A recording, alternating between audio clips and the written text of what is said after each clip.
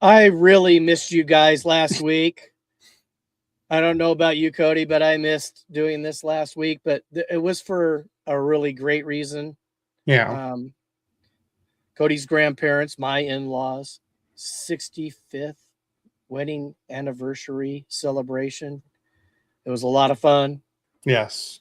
You know, got to meet a lot of their friends that we didn't know before. So, but it was a lot of fun, and we did miss doing the podcast. Hopefully, Yes. you guys missed us.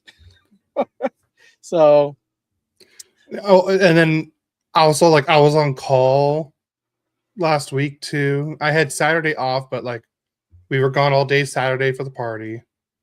Luckily, somebody covered for me. And then Sunday, and like I said, I was back on call, and we wanted to give you guys a nice, relaxed episode where you don't have to worry about me having to take calls or leave in the middle of the podcast. So, yeah, we um, we don't want to rush through it anyway. So, yeah, we took a week off, but we're back. Hopefully, everybody's joining us today live on YouTube. It's royally quacked. yeah. Like I said, I miss this. It felt weird not having to like post and like stuff. You know, like new episode for this or this. I was like, because I have like certain days where I do certain things, and then when I get on those days, I was like, oh, that's right, we didn't do an episode. Well, you did let everybody know we were going to take a week off, right? Yes, but like Okay. I meant like I like it was just weird because I didn't have any new stuff to post. And Like there we're was no going to new reels or yeah. anything. Adam, we're going to really grind it out, baby, today. No relaxing. Put in the work. Yeah, and we won't have Mama Quack making any comments. She's on her way to a really good friend's baby shower, I believe. So You don't know? I think it's a baby shower. I'm pretty sure. You think? Said something about a rattle, so it's got to be a baby shower. I'm pretty sure it's that. So she's going to listen to this and slap me upside the head. Probably. Anyways, you deserve it. We got lots of news, lots of games. Yeah. So why don't we get it kick started, Cody? All right, I'll start it out. Lukas Dostal was named the NHL Third Star of the Week. It wasn't from last week; it was the week before, the one that we missed. He posted a 4-0 record with a 2.18 goals against average and a 925 save percentage. And the next one is, I'm gonna skip that one for right now. This next one has nothing to do because you'll find out when my dad talks about his Kings news. But Elliot Friedman states the Ducks were ready to trade for Panarin without an extension in place. However, Panarin wanted a contract set in place before he gets traded. The reason for the hesitation on Anaheim's end is due to the amount of players that they already are looking to locking up to long-term deals. Carlson, Gauthier, Zellweger, and Minty. This is where the two camps stand at the moment, and it is expected that Panarin will be dealt before the Olympic break. But that's going to get spoiled later on.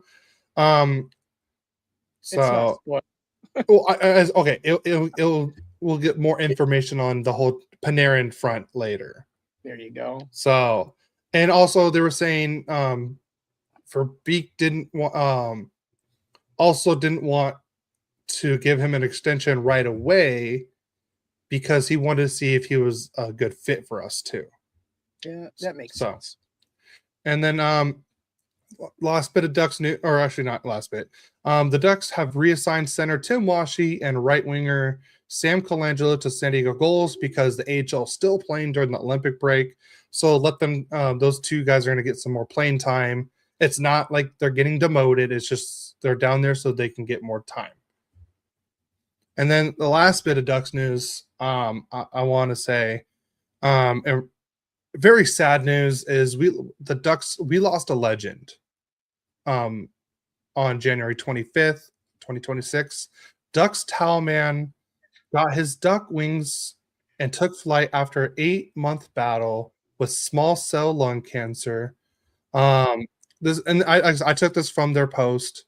They said, "We were all his favorite part about going to home games. As much as he loved the team, he loved the fans. He was well known around the arena for his positive vibes, and he always passed out those little lights that he always had on his fingers and his outfit. Like I said, I just he was a legend. I think I talked to him once. I said, and he was such a nice guy, and it sucks that we lost someone like this, like so early. I believe they said he was 56 years old, if I remember right. So very early, really nice guy. Like I said, I hope. I guess I don't know the name. I wish I did. I should reach out. But I guess I hope they're doing good. If you go on social media, you know, put it out there, let them know, like, hey, I'm sorry for your loss and stuff like that.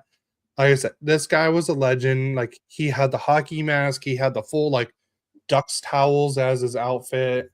And like I said, it just sucks that we lost a Ducks legend like this so early. So I just wanted to put it out there and and say, like, sorry for the loss, and us all us hockey and Ducks fans, we will say you will be missed dearly at home games. So, and then we got Adam in the chat. No mama quacked. Guess I've got to double up the chaos then. Well, of course. And then Marwa S2H1U said hi. Hello. Hey. And then that's it for Ducks news. Kings news. Some of this is old news. I mean, Alex Turcotte day to day with an upper body injury. He has still not come back from that yet. And the Kings did recall Kenny Connors from Ontario Reign. He has 24 points, 9 goals, 15 assists in 41 games for the Reign. Then he also was maybe it's down farther, but he was loaned back to Ontario. Never did get to play in a game. But Taylor Ward came up and kind of impressed the coaches, and has played pretty well on the fourth line. I think it's Hellenius, Ward, and Malott. I think might have been maybe one of the best Kings lines of playing here lately. And they did sign him to a 2-year extension, $875,000, and it's at the NHL level. So that it's not a two-way contract. Also, I'm sure y'all already know this. The game between the Los Angeles Kings and the Columbus Blue Jackets was postponed due to the severe winter weather, which really affected. I work for a company that does cancer testing, which we get stuff from all over the country, and it really put a damper on getting the samples to our labs. These severe winter storms just don't cancel sports things. Something serious as somebody, cancer test that might help save their life got delayed. So, always be praying when that weather comes around for people's safety and so forth, and that things can transpire quickly if needed, like a testing for cancer. So, and Drew Doughty became the first ever King defenseman to reach 700 points. They also recalled Joe Hicketts from Ontario Reign. This is when they loaned Kenny Connors back to Ontario. And then finally, we got Anze Kopitar back in action after a stint on the IR. Now, the spoiler news Cody talked about. The Kings acquire Artemi Panarin, 50% retained for Liam Greentree, a 2026 third-round conditional pick, better of LA or Dallas third-round pick, upgrades to second if LA wins a playoff round this year. Wow. That's not going to happen, right? Fans, we know that's not going to. I I don't even know if we're going to. I was gonna wait and say that at the end, but go ahead and finish the rest of the Well, trade. yeah, let's be realistic. Yeah. We've been totally inconsistent this year. Totally inconsistent. So, and also a 2028 fourth round conditional pick if Los Angeles wins 2 playoff rounds in 2026. And there's no other information for that. So we're not going to do that either. So maybe we get to keep that pick if that doesn't happen. Then Artemi Panarin signed a 2-year, $11 million AAV contract extension. So it has a full no move clause in its entirety and is completely buyout proof per Puckpedia. 26-27, 1 million plus 11 million. So, all right, I'll explain. So, his first year of the extension, which will be next season, his base salary is going to be 1 million, and he has a $11 million signing bonus. And then the second season also a $1 million base salary and a $9 million signing bonus. So they made it so it's buyout proof, because if you buy out a player, you have to pay them their signing bonuses no matter what. So that's why it's that way. And I think this is And a full no move. Yeah, a full no move. We'll see what that's going to happen. He's not playing until after the Olympics. We're now in that Olympic break, fans. But also per GM Ken Holland is looking to trade Warren Fogle per Elliot Friedman. And I mean, after 2 years in a row of bettering his goals and assists in a season, he doesn't look anything like the player that they signed to a 3-year contract. So It's been very much a disappointment. And I got to tell you, like Taylor Ward, Malott, and even Hellenius look way better than him on the ice. And I find that sad. I mean, it would have been nice to have the Warren Fogle that played last year playing this year. We don't know what the problem with that was, but it was a problem. So we'll see what happens with that, because they're probably not going to get much for him since the way he's been playing. So it's basically get rid of his salary. Yeah. So we're going to go on to league news. Well, how would you now construct this lineup with Panarin in the lineup? I know you and I talked about it on the other day, but let's hear it on the podcast. Per text. And Kevin says, "Happy Saturday, fellas, from sunny Southern California. Hey, nice to have you in the state." Yeah. Hey, Kevin. Anyways, what I think I would do, I mean, Panarin is a game changer. And I think, for one, I'd put him on a line where you have Kuzmenko on the right. The Russian connection. Yeah, those two guys. And who do we need to get kickstarted right now? Everyone? Oh, no. Specifically, a player that really needs to get going. QB. And he was I would probably put that's how I would start it. That and get them going. Yeah. I mean, who goes out in overtime? QB. He goes out. He's a center that goes out on the start overtime.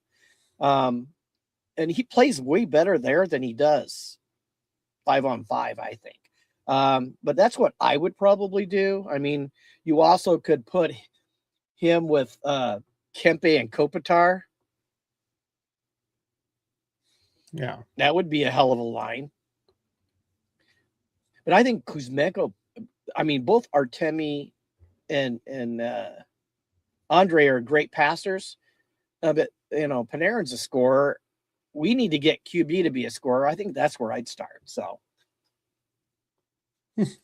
California Ducks, I'm all over this Midwest win lately. I'm waiting for it to go back to winter weather.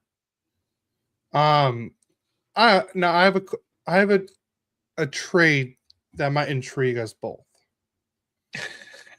Okay. All right. Would you do Strome for Fogle straight up? Yes. Okay. Because Well, Fogle's we need defensively sound, right? he's a very good defensive player. Okay. Yeah. But we need Oh, California sucks. Not Ducks. well, Adam's making up for mom. Yeah. Yeah, we need another center in the mist, obviously, with injuries and so forth. I mean, I don't think they're gonna. I mean, Kopitar is going to be there. Hellenius is going to be there. I know they've been putting Laferriere there, but I think they prefer him on the wing. Although I'm not upset with the way he's played. Yeah. And QB's there, but you had Strome. It gives you more options. Yeah. So I would do that trade. Yeah. Would Okay. you? Yeah, I would do it because I know Fogel's a good defensive player. And yeah, you got enough. You got enough offense. You guys need to play better defense. And it just seems like Strome is just, I don't know, he's just not on the coach's good side right now. So like they have a rookie defenseman playing forward than he's been playing forward. Like Ian Moore, he's been playing more forward than Strome has. So that's what I'm just saying. Like if we got someone like Fogle that can help us defensively, and then you guys need center help, and Strome's a center, so I was like, oh, maybe we can make it work. I would think it might better both teams. Yeah. So now here's hey Adam, make a comment. What do you think? Yeah. Next up, if I was the Ducks, I would have done this Panarin trade in a heartbeat.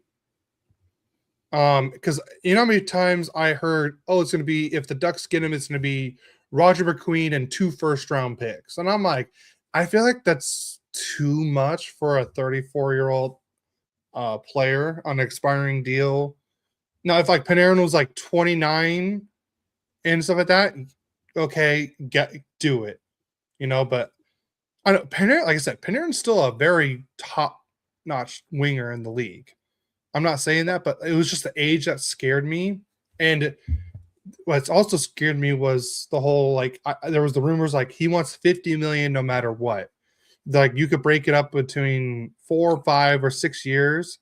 And I was like, oh no, I don't feel comfortable with that. Like, because like I said, the Ducks have Carlson, Cutter, Minty, Zellweger, all going to be RFAs this summer. And we need to sign them to deals. I'm like, I don't feel comfortable doing that. But with this trade package that the Kings sent out was, I mean, I would have been okay with it if we'd done like Solberg and a second-round pick and a conditional like 3rd or 4th round pick, and I think we could have made that trade work. But I know what happened was because Panarin pretty much got to choose where he went. It was pretty much July 1st for Panarin. He got to choose where he wanted to go, and once he decided, it kind of really handcuffed New York on getting a good package. But I mean, they got Liam Greentree, you know, as part of the trade. Like I know that was your guys' top prospect. Well, you know, the funny thing is seeing a lot of posts on it saying we gave away our future center. He's a winger. Yeah.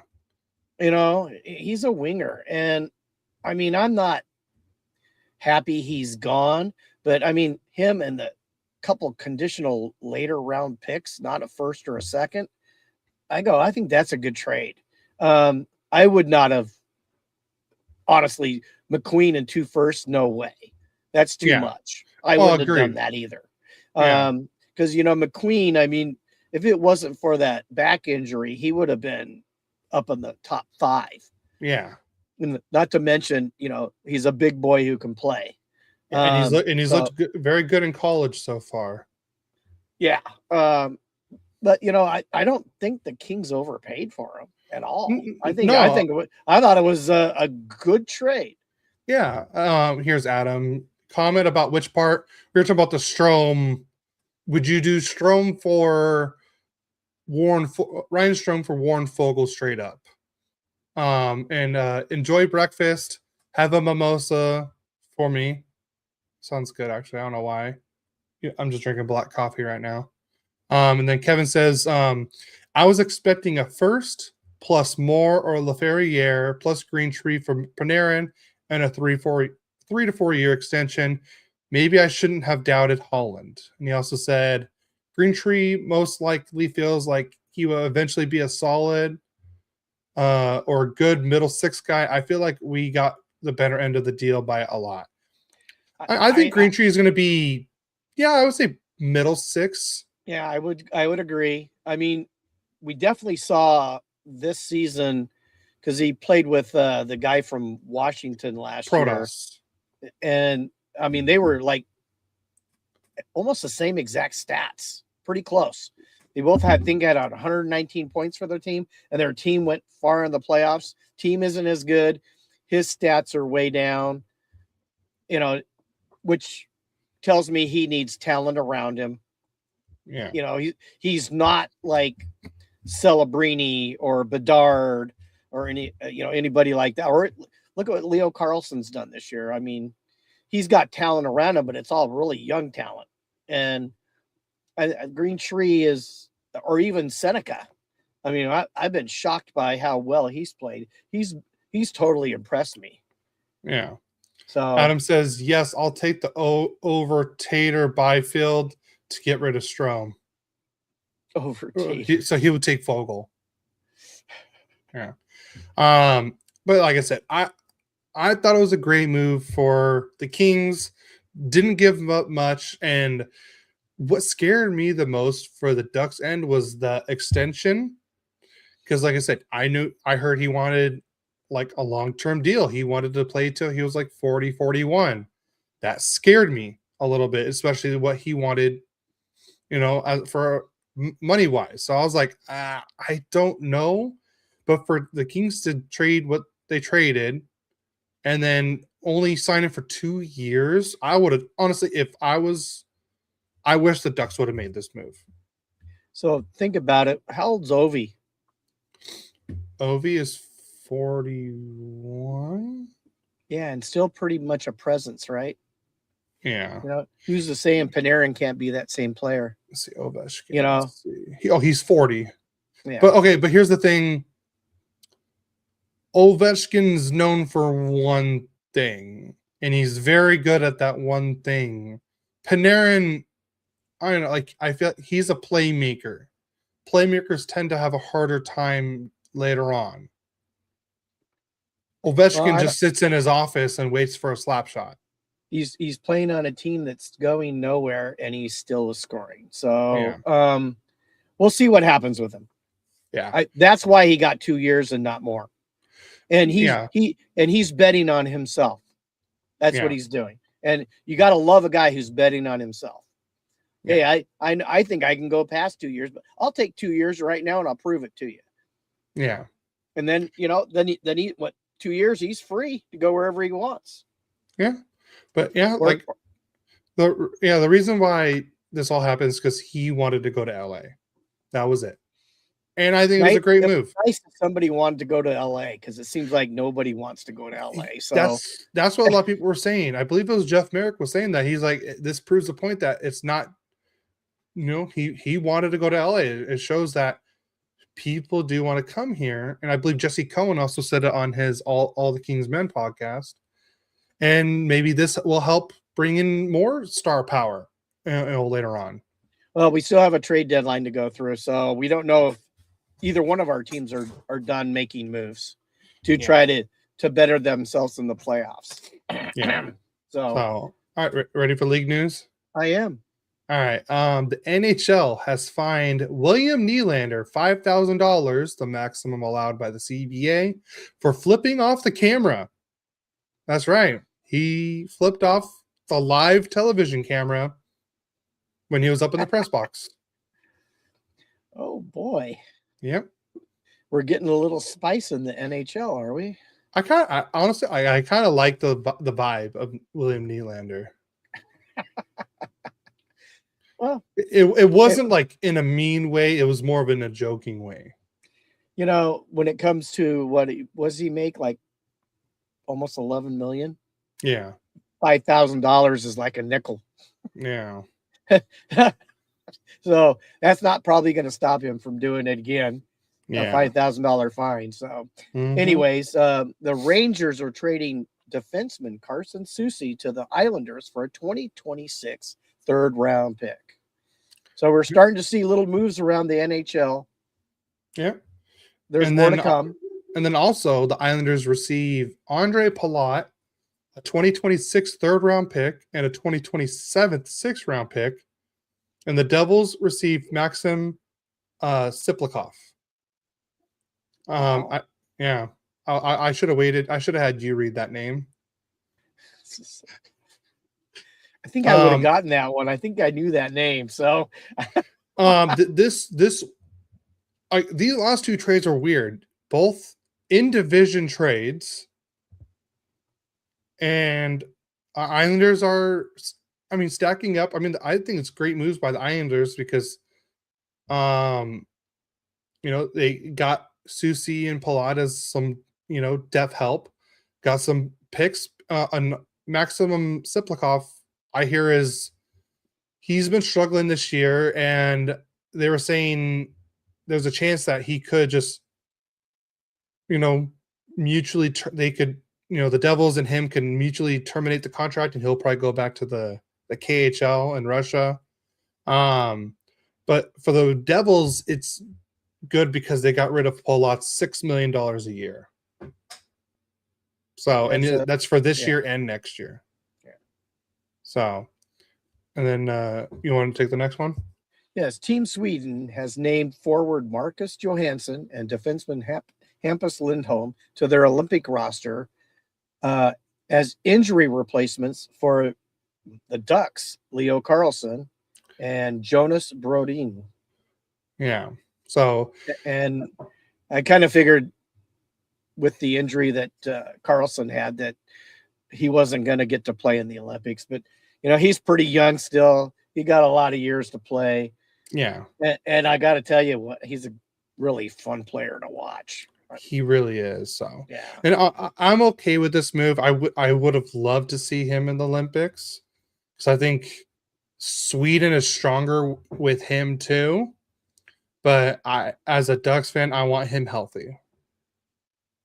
Like if the Ducks were in last place and everything, I'd be like, go to the Olympics, play for your country, represent, try to win a gold medal. But with the Ducks playing, this season, and they're in a playoff spot right now, I'd rather him be healthy and help us make that playoff push for the rest of the year. Wow. Big Glenn in the chat says, "Sup guys? Hey Glenn, how you doing? Happy Saturday." But yeah, is he ready to play? No, so his timeline was 3 to 5 weeks. I think we're at 3 weeks right now. Yeah, I wouldn't even take that chance. And I'm okay with it. So, and then some more injury news. Canucks goalie Thatcher Demko will undergo hip surgery and will miss the remainder of the 2025-2026 season. He's had nothing but injury problems here for the last few years. And they just signed him to a big 3-year, $8 million a year contract for someone that can only play 10 games a year. Yeah, it hasn't looked like a good move so far. But of course, we can see the Canucks are still struggling. Yeah. So the Avalanche have signed Sam Malinsky to a 4-year, $4.75 million AAV extension. Yeah, good move by them.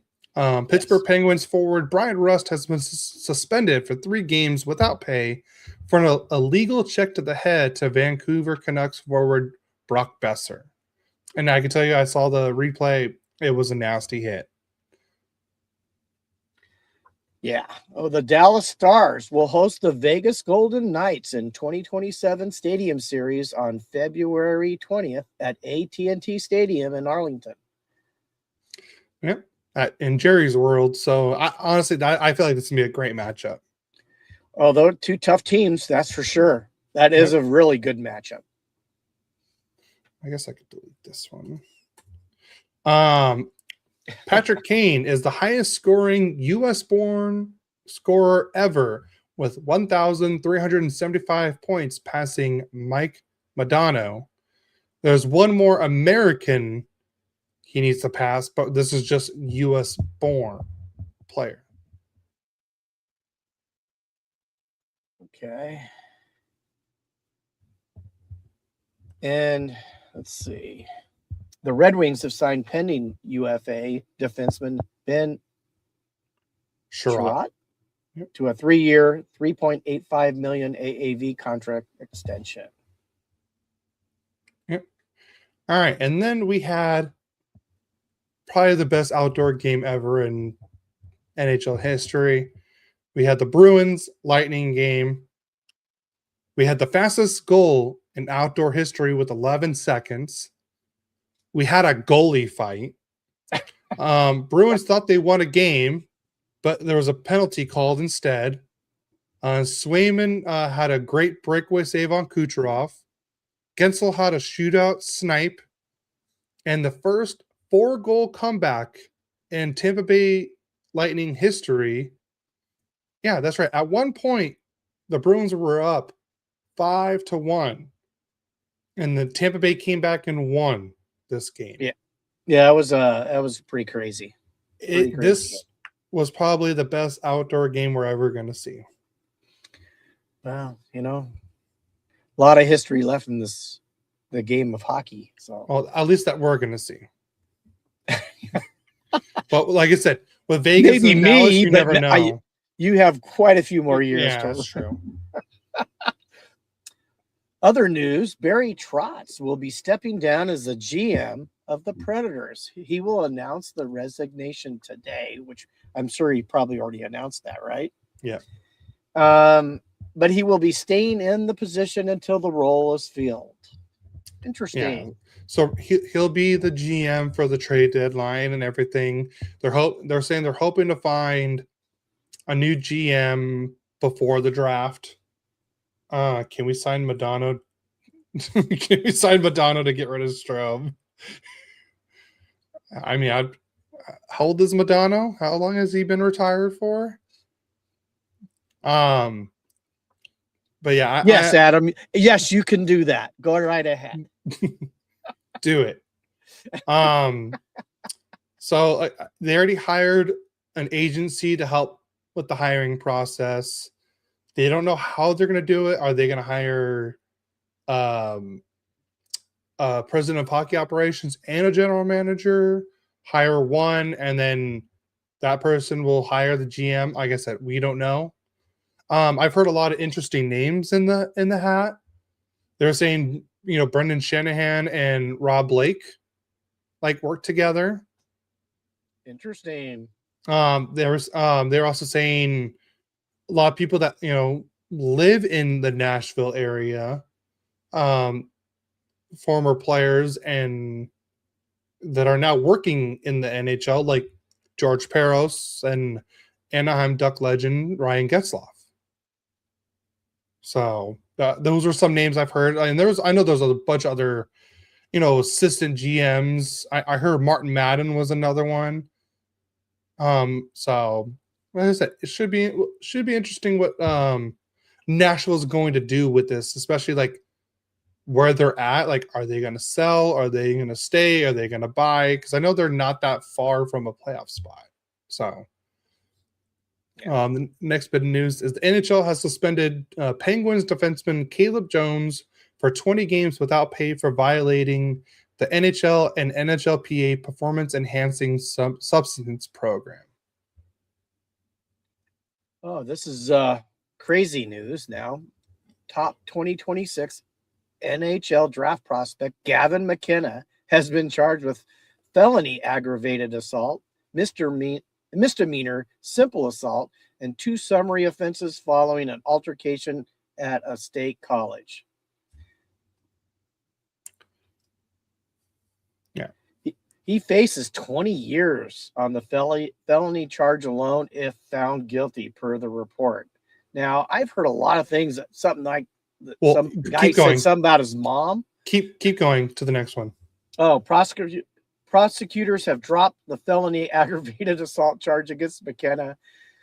Prosecutors in Central County have say that they will be withdrawing the felony aggravated assault charge against Penn State's hockey star Gavin McKenna. And well, that's kind of repeating the same thing. Yeah. I guess he was agitated to hit the guy. Well, yeah. The story is, like I said, I don't know if it's true or not, but the rumored story is, and it sounds like it could be true, but like I said, we don't know, is that the guy that Gavin McKenna hit was causing a scene and called McKenna's mom a whore.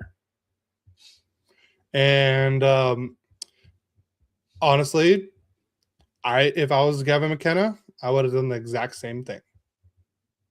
I'm not judging here. So I say free McKenna if that story is true, free McKenna. Yeah. God help anybody that says anything like that about your mom, huh? Mm-hmm. I'm still waiting to see those little. I'm trying not to.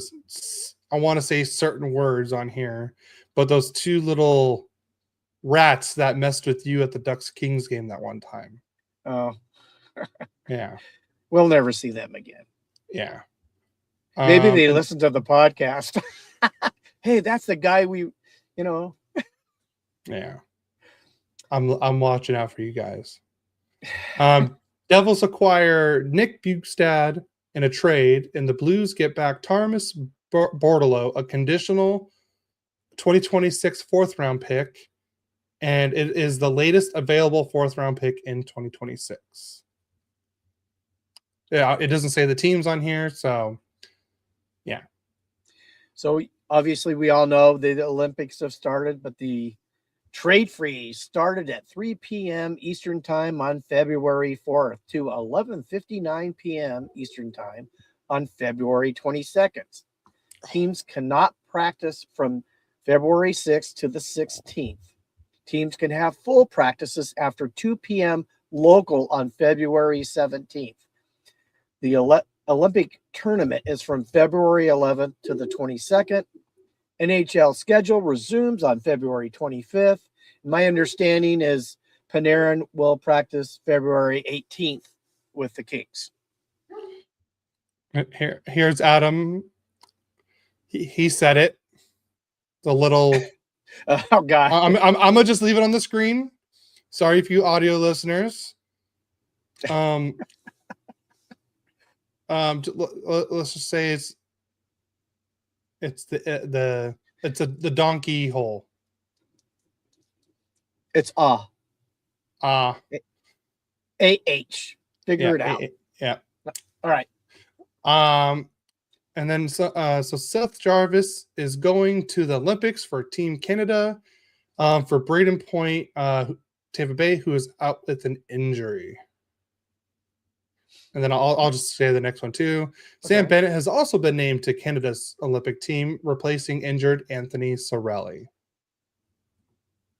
So the Sabres have announced goalie Ukko-Pekka Luukkonen will no longer play in the 2026 Olympics for Finland due to a lower body injury. Boston's Joonas Korpisalo will replace Luukkonen on the Finnish roster. Yep. You did that on purpose. Which one? That one. Oh, you know how to say their names. And then Jonathan Huberdeau will miss the remainder of the season to undergo hip surgery. Ooh. And then the last one, I got some funny facts for you guys. So they call it the Battle of Florida, I'm calling it the ultimate fighting or Florida fighting champions. So in the 6 games Florida and Tampa have played, including preseason, I'm going to tell you the date of the game, how many penalty minutes were in each game for each team, and how many game misconducts each team had. Preseason game number 1 on October 2nd, 104 penalty minutes for Florida, 82 for Tampa Bay. Florida had 5 misconducts, Tampa Bay had 3. On October 4th, preseason, Florida, 104 penalty minutes, 9 misconducts. Tampa Bay, 182 penalty minutes, 9 misconducts. Regular season game 1 on 11/15, Florida, 14 penalty minutes, 0 misconducts. Tampa Bay, 16 penalty minutes, 0 misconducts. December 15th, game number 2, Florida, 19 penalty minutes, 0 misconducts. Tampa Bay, 17 minutes penalties, 0 misconducts. Third game on 12/27, 49 penalties and minutes, 1 misconduct for Florida. Tampa Bay, 87 penalties and minutes, 4 misconducts. And this last one we just had on February 5th, Florida, 66 penalty minutes, 5 misconducts. Tampa Bay Lightning, 81 minutes and penalties, 4 misconducts. So in the 6 games that these teams have played against each other, Florida has 392 penalties or like minutes, 20 misconducts. Tampa Bay, 465 penalties and minutes, and also 20 misconducts. Guess they don't like each other. They really don't. That's why I called it the Ultimate Florida Fighting Championship. I think Tampa's winning that battle right now. Yes. I would agree so. Yes. So that's it for news-wise. Let's go into recaps. All right, I'll let you go. You start. Yeah. Okay, so we're going all the way back to January 27th, and we're in Detroit. And, you know, a betting man would bet that Detroit and ex-coach would wax the Kings. I think that's what predicted. And surprisingly, let's go to the scoring. But who starts the scoring? But the fourth line, Samuel Hellenius gets his second from Mulata's fourth at the 10-minute mark of the second period to start the scoring. And that was the last of the scoring in the first or second period. There was none in the first. So we go to the third. That got a little more exciting. Andrei Kuzmenko, who obviously has found his chi here, and he's playing so much better than he did early in the season. He got his 11th on the power play from Kempe, his 23rd, and Fiala his 19th at the 6:46 mark to put the Kings up 2-0. Then Alex DeBrincat gets his 28th from Sider his 29th, and Patrick Kane his 23rd, and it's 2-1 Kings. Then towards the end, at the 18:47 mark with an empty net, ex-Anaheim Duck, Corey Perry gets his 11th, an empty netter from LaFerriere his 12th, and the Kings win 3-1. Anybody shocked? I was, especially with you look at the stats a little bit. So, shots on goal, Detroit 28-22. Face-off 68.5% to 31.5%. The only thing right now that I see the Kings have won is the power play. They were 1 for 3, and Detroit was 0 for 4. But I guess some of the later stats might go a little more on our side. Hits 21-11 to Kings. Block shot 16-15 Kings. Giveaways, of course, we won that one 20-15, and takeaways, Detroit won that 6-5. The 3 stars of the game are Alex DeBrincat with a with a goal. Number 2 star, Samuel Hellenius with a goal. And the number 1 star, Andrei Kuzmenko with a game winner. So Kings beat Detroit 3-1 in Detroit. On to your first game, Cody. All right. Our first game was all the way back on January 26th. Wait, that's not right, is it? No, that's not. There it is. Sorry, January 25th, where the Ducks played on the road. Adam says he's always shocked when the Kings win. Yeah. Thanks, Adam. Yep. The Ducks are in Calgary. I believe this was the third? Yeah, the third to last game on the road trip. And we play in Calgary. And this game did not start well at all. The Ducks were getting completely outplayed in this game. Like I said, I'll tell you in the shots department alone. But Jonathan Huberdeau got the scoring start in this one, getting his 9th of the year to make it 1-0, and that was at the 6:17 mark. And less than 2 minutes later, Hunter Brustevich got his first of the year to make it 2-0 Calgary, and it's 2-0 after the first period. And we go into the second period, and it was all Beckett Seneca. Beckett gets his first of the game, his 16th of the year at the 3:22 mark. Killorn with his 10th assist, and Granlund with his 13th assist. And that makes it 2-1 Calgary. And then at the 12:41 mark, again, Beckett Seneca with his 17th of the year. Same 2 people with the assist. Granlund, 14, Killorn, 11. And now we're tied 2-2 going into the third. And then at the 4:50 mark on the power play, Matt Coronado takes the lead for Calgary to make it 3-2. And then Chris Kreider comes in with a snipe and gets his 17th of the year, ties it up 3-3. Palin gets his 14th assist and Cutter's 23rd assist of the year. So we're tied 3-3, and then we go into overtime. And who do you think is the overtime winner? The man that gets his first career hat trick, Seneca. Beckett Seneca with his 18th of the year, Lacomb's 27th assist, and what a great shot this was. And you should have heard Kreider's comments after the game saying, I don't think I've ever been looked off by a 19-year-old before.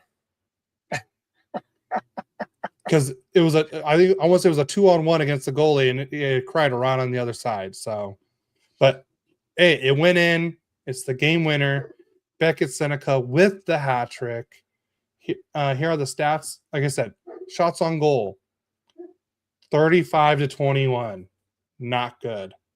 Faceoffs, 58-42 in favor of Calgary.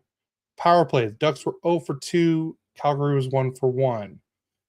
We got out hit 28-25. Block shots 18-16 in favor of Calgary. Giveaways 20-17 Calgary, and each team had 3 takeaways. Ducks win the first. That was the first game we've played Calgary all year. So we have the season series right now. Where are the shots? I know they have it on here somewhere. Guess not. But your 3 stars of the game, you have Brustevich as the number 3 star for Calgary with the 1 goal. Coronado with the 2nd star with the 1 goal, 1 assist. And Bucket himself is the number 1 star with the Hattie. So that is our first game of the recap. All right. Then the Kings go to Buffalo and the really hot Buffalo Sabres. Yeah. They've been playing.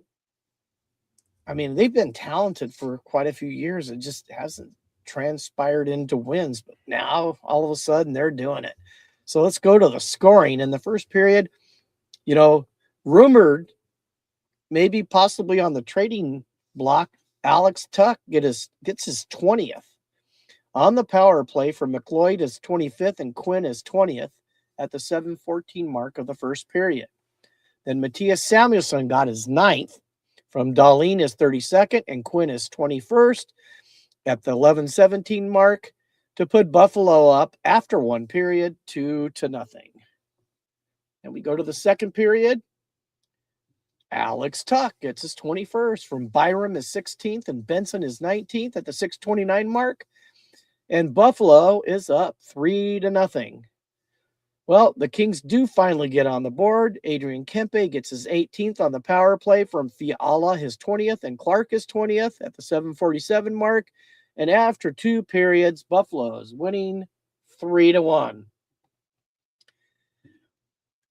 It was a hard-fought third period, but the Kings had to pull the goalie, and with 1 minute left in the game, Alex Tuck gets the hat trick, his 22nd from Quinn, his 22nd, and McLeod his 26th assist.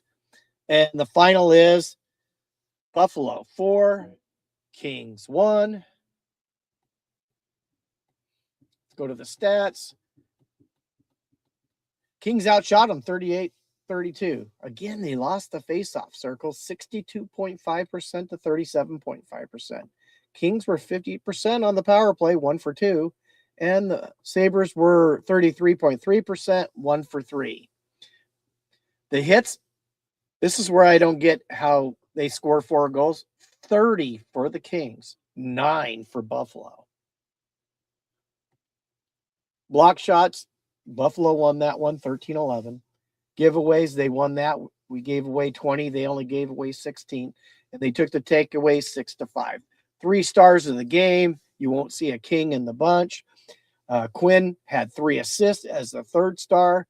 Alex Lyon, the goalie, with a goals against average of 1 and a .974 save percent, was the second star.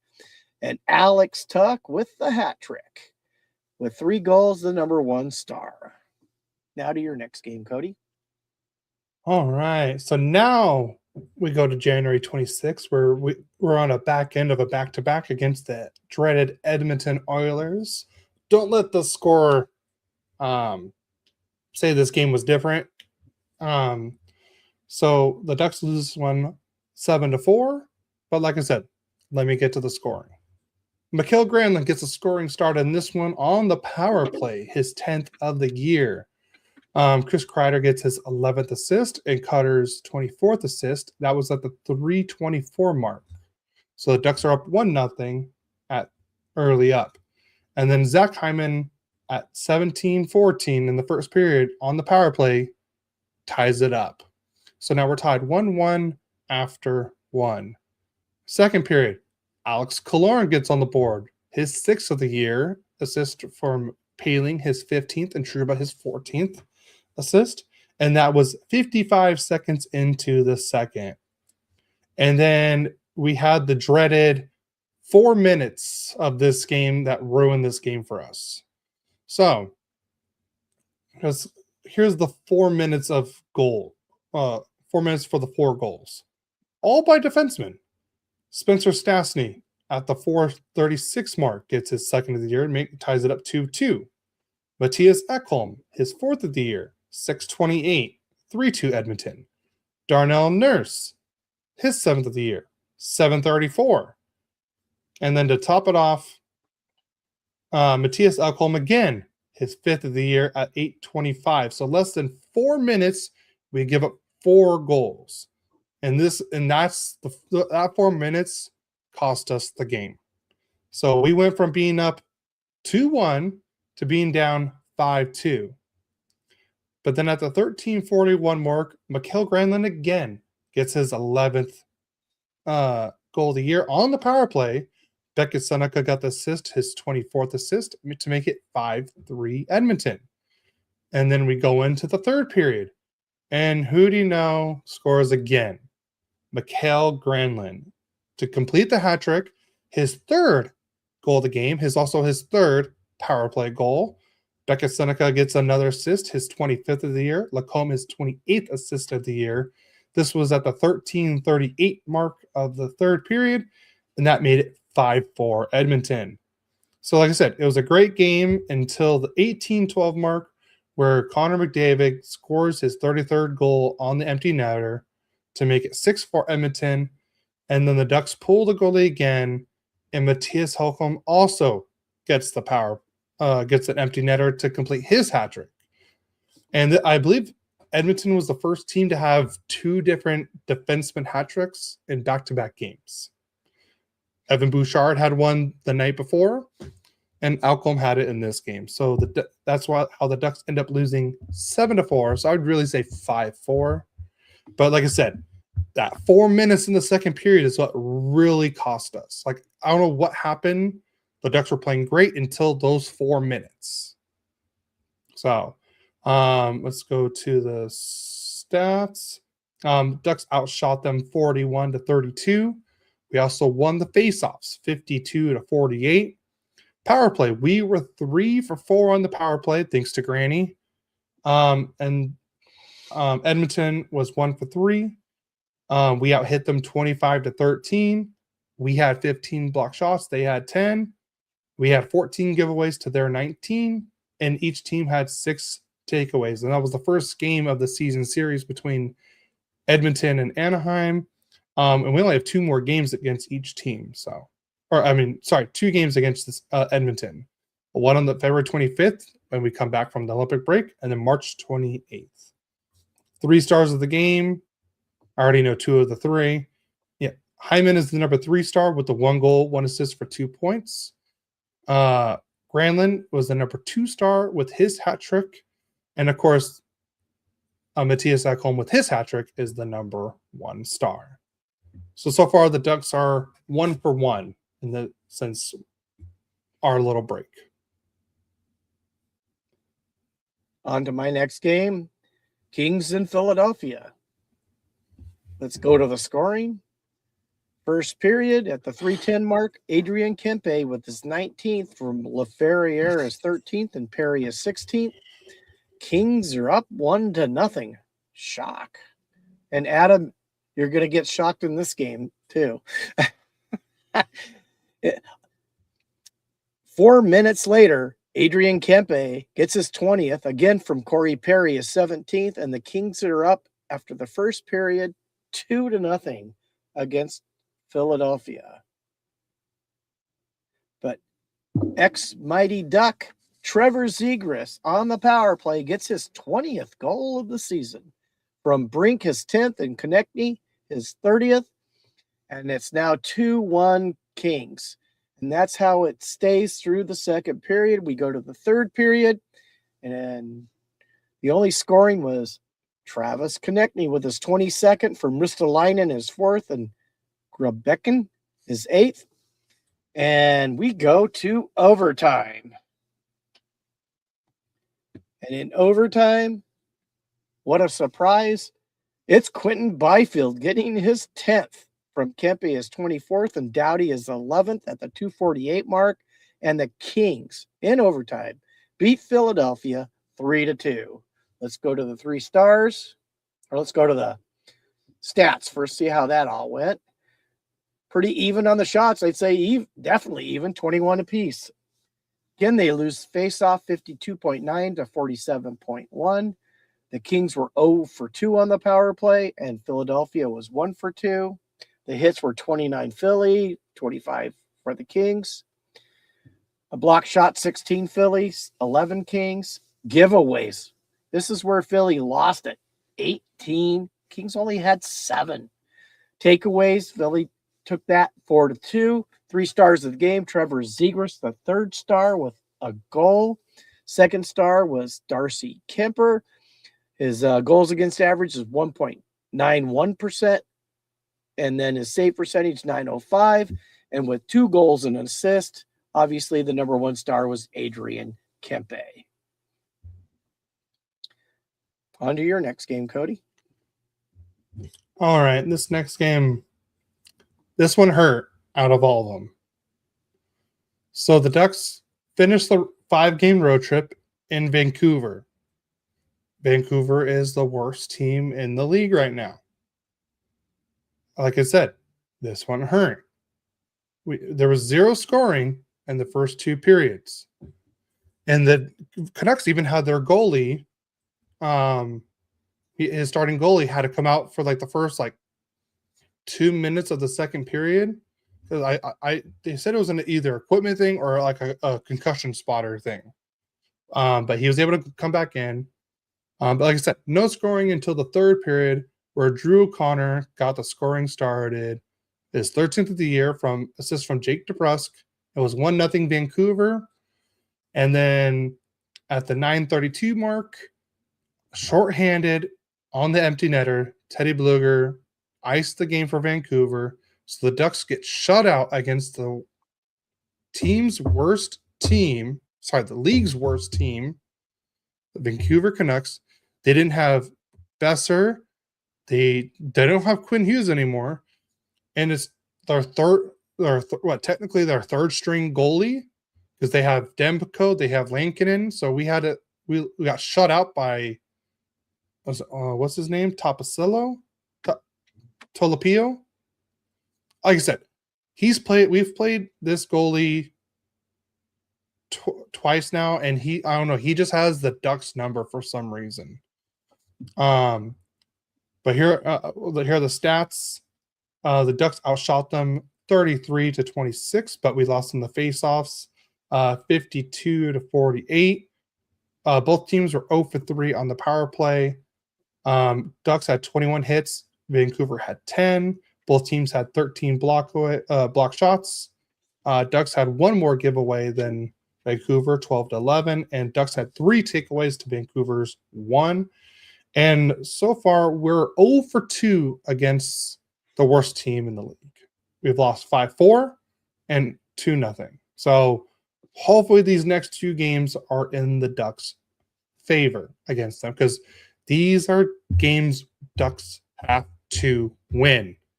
And because of this loss, that's why we're in a wild card spot right now. If we win this game, we're in the third spot in the Pacific. So, like I said, these are games we have to win. 3 stars of the game. You had Lukas Ståhl as the number 3 star with giving up the lone. He only gave up 1 goal with a .960 save percentage. Drew O'Connor had the game winner. He's the number 2 star. And then Tolapio is the number 1 with the shutout. Actually, technically, it's not a shutout because I guess I didn't know this, but to get the official shutout, you have to play the full 60 minutes. Or if you come off the ice, it's only for like the delay penalty thing. But since he was replaced for a little bit, but like I said, he just seems to have the Ducks number. So it's a game I really did not want to talk about. And you can tell it was a very short recap. So we'll go on to your next game. Well, the Kings go to Carolina to play the Hurricanes. And let's go to the scoring to start off. In the first period, Jordan Staal on the power play gets his 13th from Svechnikov, his 27th, and Gatsafird, his 28th. 1-0 Calgary. Second period, no scoring. In the third period, Nikishin gets his 7th unassisted at the 12:57 mark. And now Carolina's up 2-0. Samuel Hellenius gets his 3rd, from Malott his 5th, and Dumoulin his 11th. And now it's 2-1 Calgary. And then Quinton Byfield scoring in his 2nd game in a row gets his 11th from Adrian Kempe, and it's tied 2-2. So we go into overtime. But the Kings lose the game on Sebastian Aho's 19th from Jarvis, his 18th, and Gapasir's his 29th, 3-2 at the 125 mark, so it didn't take too long. Let's go to the stats.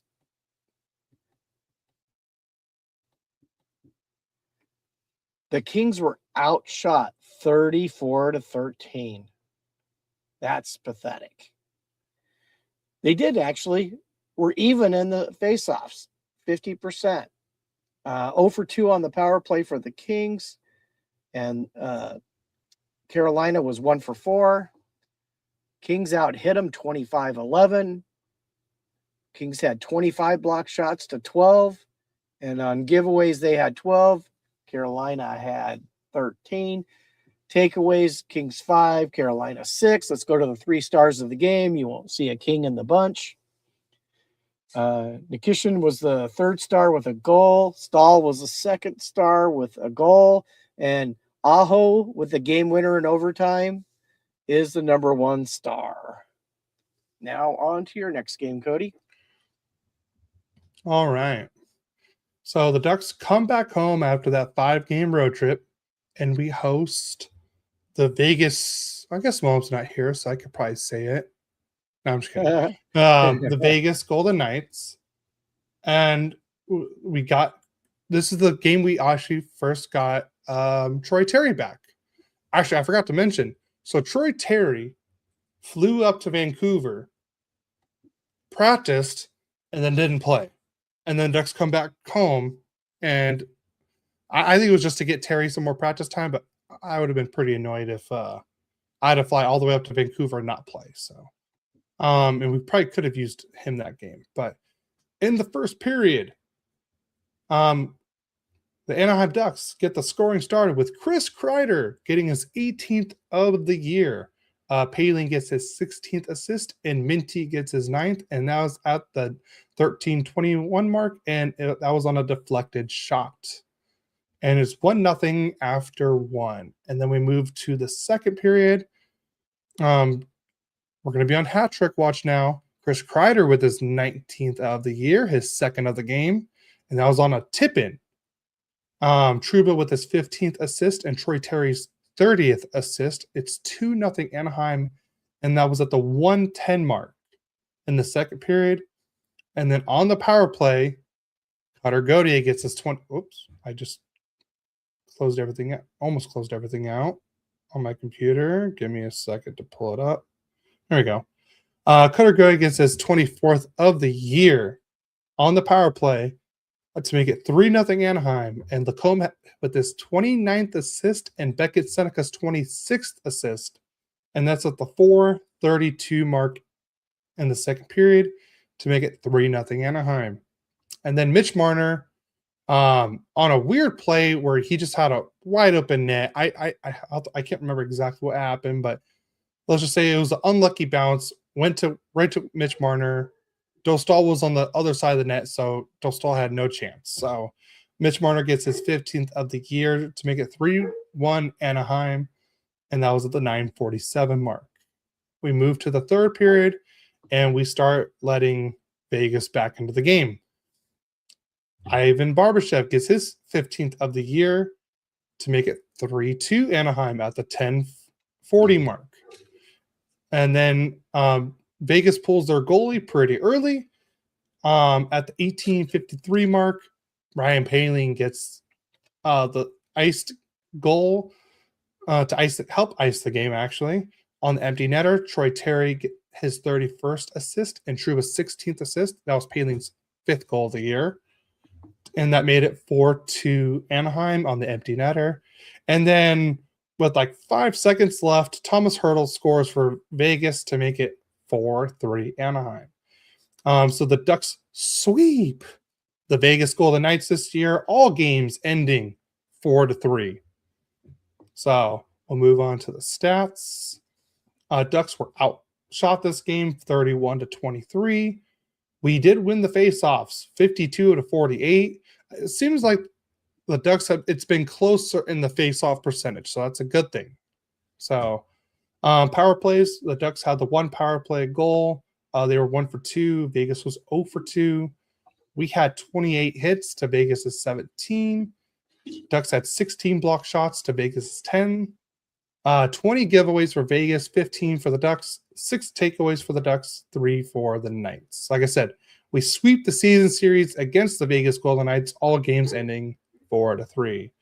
And your 3 stars of the game, you had Ryan Paling with the 1 goal, 1 assist for 2 points as your number 3 star. Lukas Dostal was the number 2 star with a .903 save percentage and the 3 goals against. And then Chris Kreider was your number 1 with the 2 goals. So that luckily we end that little 2-game losing streak we had, and we start winning games again. So like especially against a division opponent. So that's it for this Vegas game. All right. Now we're back home and we're playing the Kraken, and we just haven't necessarily played very well against the Kraken. So far, I think we're 0-2 going into this game, but we do start the first period and get the first goal on the power play. Kuzmenko was 12th from Clark, his 21st, and Fiala, his 21st, and it's 1-0 Kings. Then Shane Wright gets his 10th from Winterton, his 12th, and it's 1-1.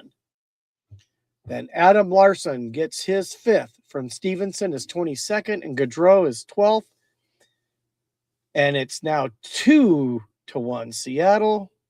And then Vince Dunn gets his 8th on the power play from McCann, his 15th, and Stevenson is 23rd. And Seattle, after one period's up 3-1. In the second period, Andrei Kuzmenko, again on the power play, gets his 13th from Kempe, his 26th, and Fiala, his 22nd, and it's 3-2 Seattle. Then Shane Wright in the third period gets his 11th on the power play from Gaudreau, his 13th, and Kakko, his 15th, and Seattle wins the game 4-2. Let's go to the stats. Kings outshoot Seattle 27-23, and they finally win the faceoffs 56.9 to 43.1. Seattle was 2 for 6 on the power play for 33.3%. The Kings were 2 for 4 for 50%. The hits 18-17 Kings, block shots 17-15 Seattle. Giveaways, Seattle had 14, Kings 12, and takeaways, Seattle 5, Kings 4, 3 stars of the game. Third star is Gaudreau with 2 assists. Second star is Kuzmenko with 2 goals. And the first star is Shane Wright with 2 goals. And we're 0 for 3 against the Kraken so far this year. Let's just say my predictions of the Seattle being the last place team is really hurting. Well, I don't think anybody expected them to do what they're doing now, to be honest with you. I mean, I think they've had talent enough to be good, but they just haven't played it. So that's what. Go ahead. No, you finish. No, I'm done. Okay. Now, I was say, speaking of Kraken, the Ducks play the Kraken in my next game. This is the Ducks' last game of before the Olympic break. And the Ducks break the Kraken's 4-game winning streak. The Ducks win this one 4-2, and here are the goals. So there was nothing in the first period, but in the second period, Cutter Godey gets the scoring started with his 25th of the year. Jackson Lacombe, his 30th assist of the year. Granlund's 15th assist, and that was at the 4:01 mark.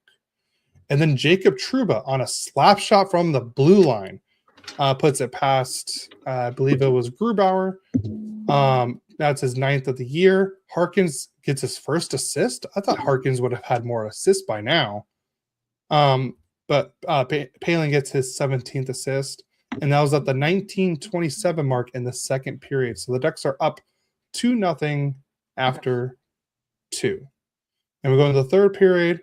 Alex Killorn gets the scoring with his 7th of the year to make it 3-0 Anaheim. Jackson Lacombe's 31st assist of the year. Ian Moore's 7th assist. And that was 24 seconds into the third period. And then Ross, the boss Johnston, gets his 3rd of the year. Jansen Harkin's 2nd assist and Tim Washy's 1st assist. 1-2-3 right there. Honestly, this goal was because of Harkins, pretty much. The puck was behind the net. Grubauer went to come play it, and I think he just missed the puck or whatever. Harkins goes in, puts in front of the net, and Ross Johnson is there to put it away. Like I said, that goal happens because of Harkins. And Harkins isn't, like, I would say, a top tier player, but I like him on our fourth line. He gets into the dirty areas. He goes balls to the wall every game. And I notice it. So I appreciate players like Harkins. Johnson, like I said, Johnson's been playing like how Harkins was last year. So I like I said, that fourth line, I'm starting to like a lot more and more. So the Ducks are at 4-0, and this is at the 13:54 mark. And then after this, it was all Seattle. Like, it's like the Ducks couldn't get into the offensive zone after this. Jordan Eberle gets the scoring, finally breaks the shootout, because I blame the TNT commentators for saying, oh, the Ducks haven't had a shutout since blah, blah, blah, blah, blah. And I'm like, oh, well, I guess Seattle's scoring now. God, I hate when commentators do this. It bugs the crap out of me. What? Don't say anything. Are you going to say, oh, this pitcher has a perfect game going, or a no hitter? Like, you don't say these things. And yet, I don't know why in hockey I hear it so much. Oh, Dostal's pitching a shutout right now. Jeez, well, there it goes. Sure enough, like a minute or two later, gone. So, but yeah, Jordan Eberle gets his 20th of the year. It makes it 4-1 Anaheim. And then Ty Cartier gets his 3rd of the year. It makes it 4-2 Anaheim. And that was at the 17:29 mark. And then the Ducks hold them off after that. But it was literally all Seattle after that Ducks 4th goal. So the Ducks get the 2nd win in a row against 2 divisional opponents, which we desperately needed. And we did not lose the season series against Seattle. We lost the first 2 3-1, and then we won the last 2 games 4-2. So the stats of the game, Ducks outshot them 31-28. Ducks did lose the faceoff battle 57-43. Seattle had no power play chances. Ducks were 0 for 3. Hits 16 to 12 in favor of Anaheim. 20 block shots for Seattle, 14 for the Anaheim. 18 giveaways for the Ducks, 12 for Seattle. 6 takeaways for the Seattle, and 5 for Anaheim. And your 3 stars of the game. Let me scroll all the way back up. Jansen Harkins with the 2 assists as your number 3 star. Then Lacombe with the 2 assists as the number 2 star. And then Jacob Trouba with the 1 slap shot goal is your number 1 star. So the Ducks, before the Olympic break, get 2 wins in a row, much needed wins. Of course, it should have been 3 wins in a row. They should have beat Vancouver, but yeah. So like I said, and we'll talk about standings and stuff right after this. Okay, so last game before the Olympics. Kings, after playing Seattle, it was Seattle, right? Yeah, they had to go to Vegas and play against the Vegas Golden Knights. This game, it was all Vegas to start with. Jack Eichel gets his 21st from Stone, his 38th, and Barbashev his 24th at the 8:22 mark. 1-0 Vegas. 3 minutes and 27 seconds later, Mark Stone gets his 21st from Barbashev his 25th, and Eichel his 47th at the 11:49 mark. 2-0 Vegas. Then Pavel Dorofeyev gets his 26th from Stone his 39th, and Hurdle his 27th at the 13:29 mark. 3-0 Vegas. Then Mitch Marner gets his 16th from Dorofeyev, his 18th, and it's 4-0 Vegas. Then somehow Trevor Moore sneaks one in, his 7th from Armia, his 10th, and finally Kopitar's back with his 16th at the 15:03 mark. And believe it or not, that's all the scoring for the whole game in the first period. So let's just go to the stats. The Kings outshoot Vegas 33-22. They lose the face-off battle 61.8 to 38.2. Vegas was 1 for 2 on the power play. The Kings 0 for 5. Hits, the Kings out hit them 18-17. Block shots 21 for Vegas, only 12 for the Kings. Giveaway, Kings had 20, Vegas 18. Takeaways, they each had 7. The 3 stars of the game. Eichel with a goal and assist was the 3rd star. Aiden Hill was the 2nd star with giving up 1 goal and a .970 save percentage. And Mark Stone with 1 goal and 2 assists for 3 points is the number 1 star.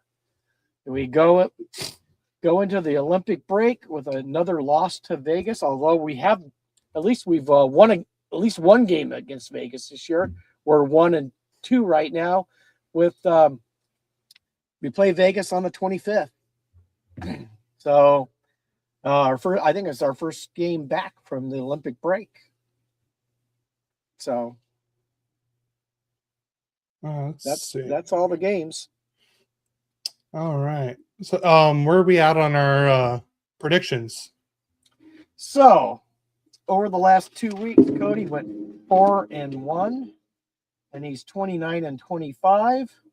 I went 4-2 over the last 2 weeks, and at least I'm a respectable 27-30.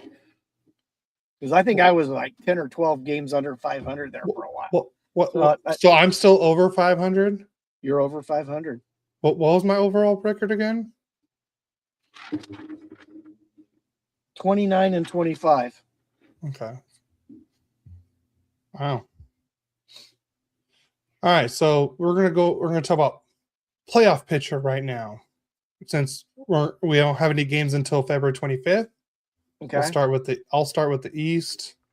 Tampa Bay is leading the Atlantic with 78 points in 55 games. Montreal has 72 points in 57 games. And Detroit has 72 points in 58 games. Carolina leads the Metro with 78 points in 57 games. Pittsburgh is in second with 70 points, and Islanders are in third with 69 points in 58 games. And your 2 wildcard teams right now are the Buffalo Sabres with 70 points in 57 games, and the Boston Bruins with 69 points in 57 games. So right now, the teams that are out of the playoff picture, Columbus, they're 4 points behind with 65 points. So is Washington, but Columbus has played less games than Buffalo, Boston, and Washington. Ottawa's 63 points. Toronto 63 points. Philly 61. Florida 61. New Jersey 58, and New York Rangers with 50. So right now in the East, Bruins would be playing the Tampa Bay Lightning. Buffalo will be playing Carolina. And you got Pittsburgh Penguins versus the Islanders, and then Canadiens versus Red Wings. And then we'll move to the West. And the top 3 teams are in the Central right here. Colorado has 83 points in 55 games. Minnesota Wild has 78 in 58 games. Dallas has 77 in 57. And then Vegas leads the Pacific with 68 points with 57 games. Edmonton with 64 points in 58 games. And then the Kraken are in third in the Pacific with 63 points in 56 games. And your wild card 1 is the Utah Mammoth with 64 points in 57 games. And Anaheim Ducks 63 points in 56 games because the Kings had to lose to the Kraken and kick the Ducks into the wild card spot. Way to go, Kings. Yeah. And then the Kings are the next team out with 60 points in 56 games. And you got Nashville with 59, Sharks with 58. And you got Chicago with 53, Winnipeg with 52, Calgary with 52, St. Louis with 49, and the Vancouver Canucks with 42 points. So right now, Ducks will be playing Colorado, Mammoth against Vegas, Minnesota, Dallas, and then Edmonton and Seattle. That's what the playoff picture would look like right now. What? No Kings in Edmonton? No, as of right now, no. But we'll things see. could still change. Yeah, we still have a few months of hockey games to be played. We'll see what happens. Yes, I mean, what was it? Yeah, both of our teams have played 56. So what? We got 26 games left. Yeah. And if I did my, let's see, look at my countdown, and we have, as of right now, 20. Stupid ad. I'll tell you as soon as this ad goes away on the countdown to the trade deadline. But I'm just trying to figure out like what else is going on, and we can also talk about the Olympics too. All right, so our first game starts for the Olympics. Sorry, trade deadline countdown. 27 days and 32 minutes from right now. So, and here are the games, and all games are on Peacock in the United States and CBC Gem in Canada. So at least we're able to watch the games. Slovakia and Finland get the first game at 10:40 a.m. I don't know if that's a certain time, like Eastern, Pacific. I don't know. That's the first game, and then Sweden versus Italy at 3:10 p.m. Wednesday, Switzerland and France at 6:10 a.m. and Czechia versus Canada at 10:40 a.m. That should be a game. I was gonna say that's the game I want to watch. Yeah. And then Group C on Thursday, Latvia versus USA at 3:10 p.m. And then Germany versus Denmark also at 3:10. Friday, Finland versus Sweden, another game to watch. 6:10 a.m. Italy versus Slovakia, also at 6:10 a.m. Also on Friday, Mrs. Chaos says, "Stop fumbling your words. Don't tell me how to live my life." France versus Czechia at 10:40 a.m. Canada and Switzerland. That would be another fun one to watch. That's at 3:10 p.m. Saturday. This will be the last one before we have our podcast next week. We'll do Sweden versus Slovakia at 6:10 a.m. Finland versus Italy at 10:40 a.m. Germany versus Latvia at 6:10 a.m. and USA versus Denmark at 3:10 p.m.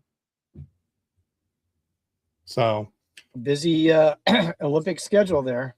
Yep. So predictions. I want you to who's in the semifinals. I don't know how the playoff bracket works. Well, that's tough to say because I don't know what the playoff bracket. Well, I think that plays on how they play in each of their pools. Yeah. So I guess we could do more of that later. Yeah. I mean, all right. You know, the teams that should be there probably USA, Canada, Finland, and Sweden. I'm predicting there's going to be an upset somewhere. Like Czechia in there. I think Czechia was the team I have on. Czechia is very good. Yeah. Oh, also, I forgot to mention. Let's see if I have it right here. So there was, let's see, 1, 2, 3, 4, 5, 6, 7 flag bearers for their countries that were hockey players. Leon Draisaitl is the Germany. For Germany, he is the flag bearer for Germany. Nino Niederreiter, flag bearer for Switzerland. David Pastrnak for the Czech Republic. Lettinen for Finland. Dogovins for Latvia. Tomas Tatar for Slovakia. And Jensen for Denmark. So just some notable notes there. Cool. Yeah. See, I don't see any questions in our that people have sent in. Let's see. Double check before we move on. Yep, no one's sent any messages. So, are you ready for episode 100 next week? Yeah, I am. I 100. didn't think it was going to get thought this we far. would ever make it to 100. I didn't think so either. But it's been fun. I've so enjoyed it. I have a lot of fun with it. I get to do it with you, which means the world to me. So, yeah. And we've had a lot of interesting people, including Captain Chaos and Eric Rodriguez, and I mean, just think of Kevin, two Kevins, you know, Dylan, Eddie, Jesse, Kyle, yeah, and Doug, Colby from the Mighty Ducks memes too. Yep, Colby. I feel like we're missing someone. Well, we have maybe some exciting ones happening in a few weeks too. So yes, I'm not going to spoil the ones that we're having on ours, but we are going to be on another podcast. I said what, March 1st? That's what you said. Yes. Yeah. So I'll keep you guys updated on that. Someone asked me and my dad to jump on one of ours. I'm working on a couple of special episodes for us on here, so stay tuned for that. Yep. I'm working on scheduling. That's it. So, well, I'm excited. Episode 100. Yeah, like I said, I never thought I'd make it here. I never thought I'd be a podcaster. Yeah. I mean, I guess I'm a podcaster because of you. Yeah. You're welcome. Add that to your resume. I wanted you to. It's something you so desired, and yet you couldn't find someone to partner with you, and I'm certainly glad it was me. Yeah. So, let's see. Don't you me? Ooh.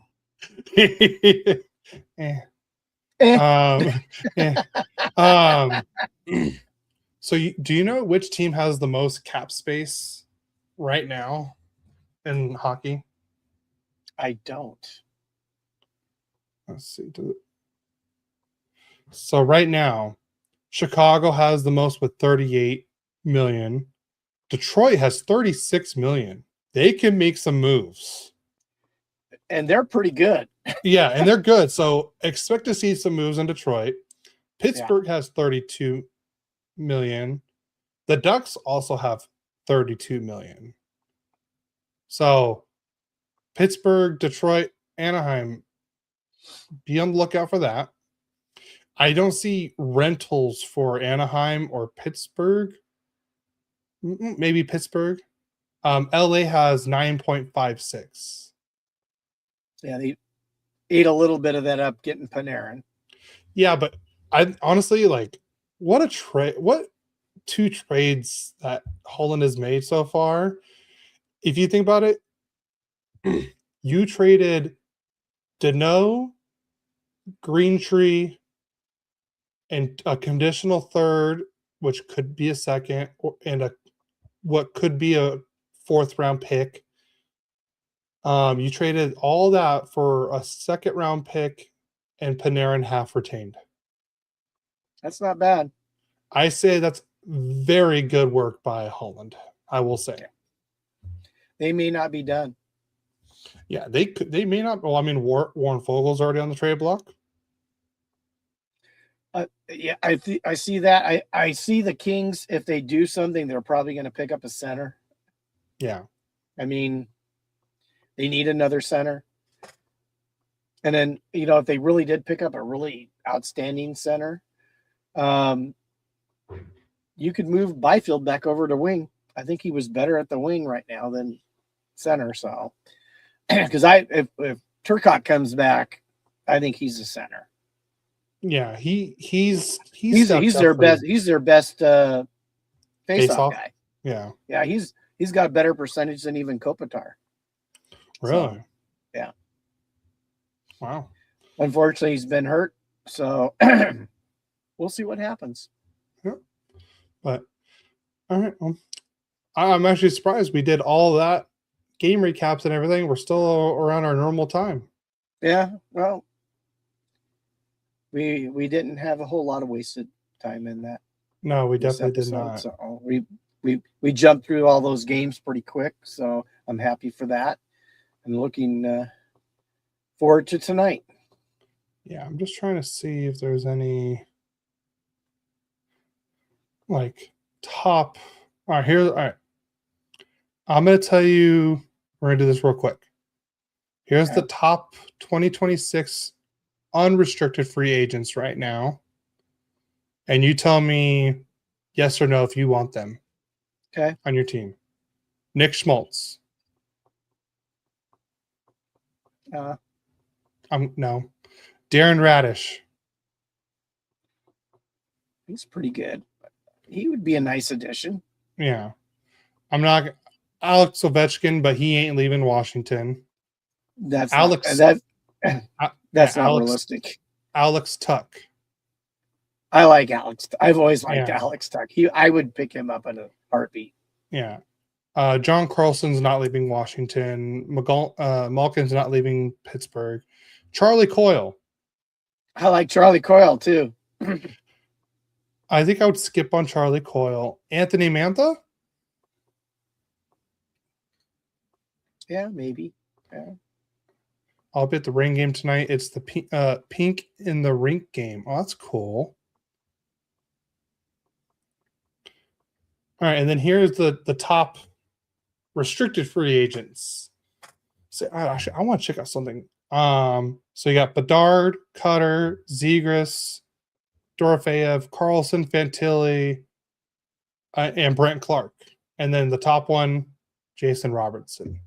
That's what I want. That's what I wanted to look up. Teams. I want to look up Dallas. I hear Dallas is going to pay him. Okay, so what does their cap space look like next year? Well, your cap space is going to get a lot less. No, it's true. I'm just trying to see. You guys got a lot of restricted free agents you need to sign. Yeah. Let's see. Clark deserves a raise for sure. Okay, so right now he needs to be in the first line defense. Who? Clark. Oh. So right now, if the salary cap stays at what it says it is, because I've heard it could jump up. But right now it's saying if it's at 104 million next year, Dallas has 16.4 million in cap space. So they have space, but I don't know who they need to resign. Let's see. Well, they obviously have Robertson's one. Jamie Benn will be a UFA. Adam Ernie, Nathan Bastian. And then Robertson as the RFA. Defensively, they're going to lose. I mean, it looks like they could do it. You know, if they keep everyone on like cheap deals, they could do it. Well, Ben's at the end of his career. He might just say, "I'd like to stay in Dallas." He's 30. He's 36. He's the captain. He's making $1 million already this year, but he's also has $3 million in performance bonuses if he hits them. So if he stays at like that hit, you know, that moves it to 50. But the thing is, like, I think Robertson's looking at I think right now money like the $12 million a year. Yeah, he definitely has earned that. He's had a great year. Yeah. So it'll be interesting. He's the I know like the top person that people want to try to get, because I've heard oh god, it was a team that they were saying for Robertson. I can't remember now. Adam says Ovi already said he's retiring. I've heard that, and I've also haven't heard that. I don't know if it's actually him that said it. Let's see. I'm trying to see who else. I want to know scoring leaders.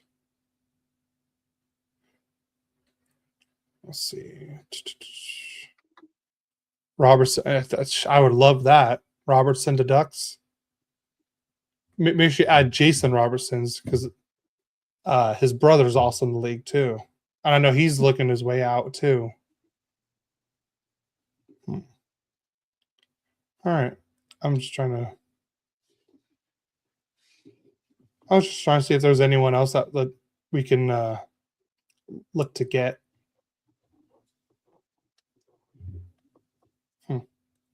But all right, you ready to get out of here? I am. All right. Well, thank you everyone for staying with us after our little week break that I would say that we kind of needed. But episode 99, guys, and next week will be episode 100 for us. Amen. So please, hit the subscribe button, hit the like button, tell all your family and friends to check out Whirly Quack for episode 100. We wouldn't be here without any of our fans. Like I said, follow us on all social media at Royally Quacked. Hit the download button on the audio side. Leaving or a rating or a review. We would really appreciate it. It really helps. Like I said, liking the video on YouTube also helps us get noticed a little bit more and helps the algorithm out, so people can notice us a little bit more. So that would really help. And Adam says no more time off. We'll try, Adam. We'll try. I have plenty of PTO saved. I deserve time off. Yeah. Me too. But the NHL will be on a little hiatus, but we will not. So we will be here next week for you guys, and I think we even have a very fun idea. I'm not going to spoil it, but I have a very fun. We already thought about the idea for the podcast idea. So stay tuned for episode 100 for us next week. Like I said, thank you to everyone, Adam, Kevin, like I said, everyone that's always in the chat. Like I said, tell your family, friends, share the video, and we'll see you guys next week. Let's go Ducks. And no more PTO from the podcast, Adam said. Just let's go Ducks and go Kings go. Hey, don't Adam, forget 100 next week. Adam, you're welcome to come on. I'll send you. We'd love to have you on, Adam. Yeah, that'd be awesome. You would actually like our idea for next week. I'm gonna just say that now. So I'm not gonna say anything on. I'm not gonna say what the idea is, but we'll tell you next week. So, all right, guys, we'll see you next week for 100. Yeah. All right, later, guys.